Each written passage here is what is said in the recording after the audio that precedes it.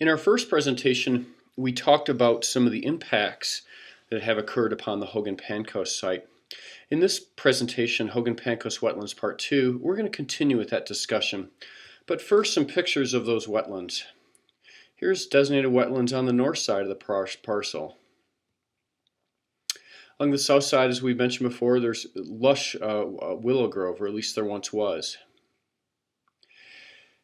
The parcel has been flood irrigated for the past 30 years or so. This stopped in 2008. But when it was flood irrigated, it really was an incredible sight to see. A couple acre pond usually existed in the middle of the property.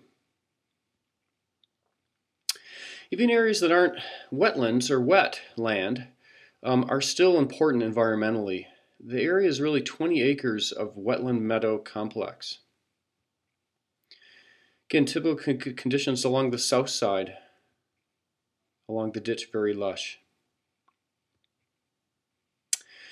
So we're going to take up where the story left off in the spring of 2008. In May of 2008, the developer went in and lined the ditch along the south side of the property. In this case, unlike the prior work in February, no permit was required from the county, as this was ditch maintenance. The development group hired an ecological consultant to come out and review that work, and they came out in July of 2008. The objective was to evaluate current habitat conditions relevant to the federally threatened Preble's jumping mouse.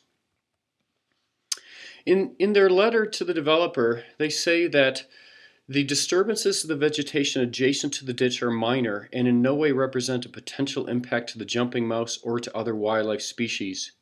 They go on to say that there are no changes in the hydrology will occur due to this ditch maintenance. There will be no downstream effects or offsite impacts.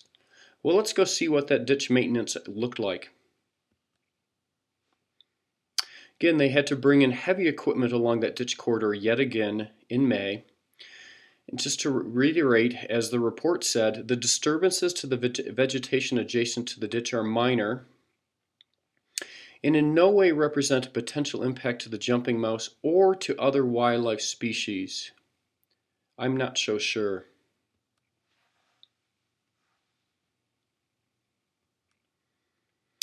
Again, to reiterate from their report, they said that no changes in the hydrology will occur due to this ditch maintenance. There will be no downstream effects or offsite impacts.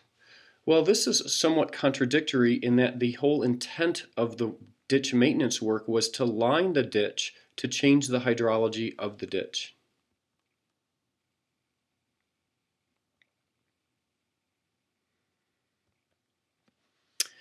So just a few months later, in September of 2008, field work was done to delineate the wetlands on the property. In particular, they looked at not just the groundwater hydrology, but also the prevalence of hydrophytic vegetation and hydric soils. That is, vegetation that likes water and soils that are typically soaked in water.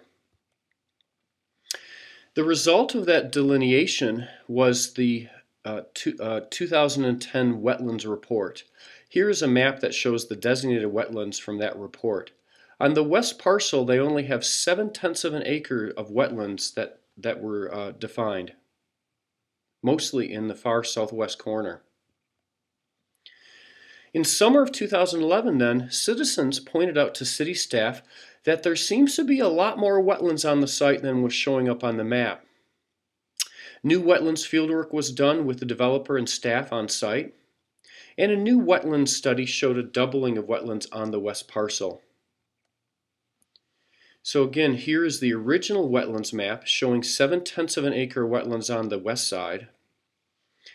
And then this is the new wetlands map submitted to the city in fall of 2011, showing more than a doubling of the wetlands on the west side, but a serious reduction of the wetlands on the east side. Well, one would ask why? Why was there this change? Here are the new wetlands on the west side. One of the reasons they're given in the 2011 concept plan, which they submitted in the fall, was that the sprinkle irrigation system sprays water across the south property line of the Hogan-Pancost property, moistening the soil throughout the growing season. That is, the C.D. Bowden property on the south side his sprinklers are overshooting, thus causing this increase in wetlands. They also touched on that it was a rainier year that year. Now, to explain the loss of wetlands on the east side, they attribute it to the termination of flood irrigation in the fall of 2008. Well, this just seems odd. As we saw prior, the flood irrigation always would occur on the west parcel. Yet that's where we have this sudden increase in wetlands, a doubling of wetlands. Yet on the east parcel, which tends not to be flood irrigated, or gets flood irrigated just from the superphostical ditch, they had a serious reduction in wetlands. That's puzzling to me. So to reiterate the timeline here, way back in October of '94, on the north property, there were wetlands that were probably filled. In February 2008, there was major excavation work, including the construction of a gravel road through the wetland corridor. In May of 2008, again, much ditch work occurred along the south side, including lining the ditch.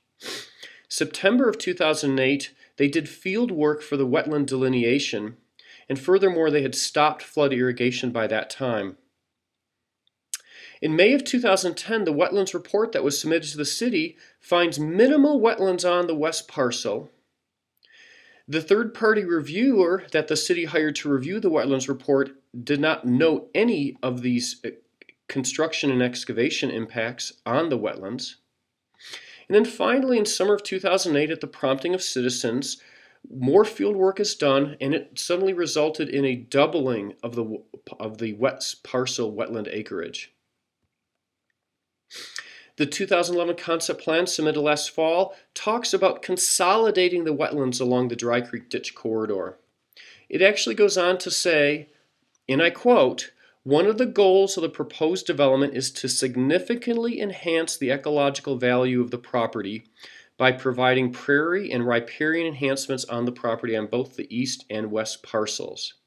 We close by asking, how does this level of development on what is right now a 20-acre, fairly pristine wetland meadow complex ever could be considered to be able to significantly enhance the ecological value of the property?